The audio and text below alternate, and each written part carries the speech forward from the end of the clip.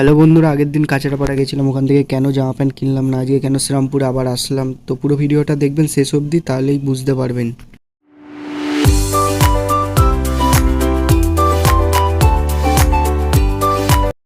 Hello বন্ধুরা, কেমন আছেন? নিশ্চয়ই আপনারা ভালো আছেন, আমিও ভালো আছি।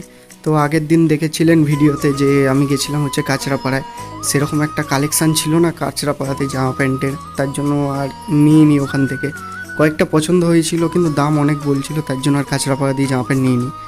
ওদিকে আজকে যাব শ্রীরামপুর, তাই জন্য ব্যান্ডেল থেকে ট্রেনটা ধরলাম। বাঁশবেড়িয়া দিয়ে অনেক লেটে ট্রেন থাকে, তো ওর জন্য বাঁশবেড়িয়া দিয়ে আর ধরিনি ট্রেন।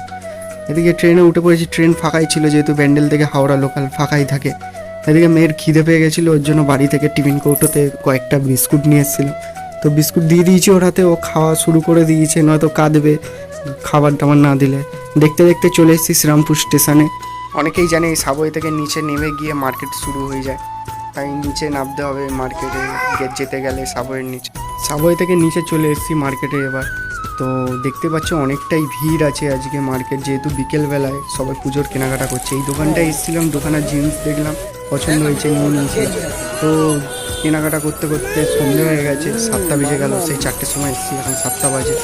তো বাড়ি যাবো কখন জানি না। এদিকে কিনবো না করে কতগুলো জিনিস কেনা হয়ে গেছে। এগুলো সব কিছু আমার না, আমার আছে, মেয়ের আছে, বউয়ের আছে, সবারই আছে এখানে মোটামুটি।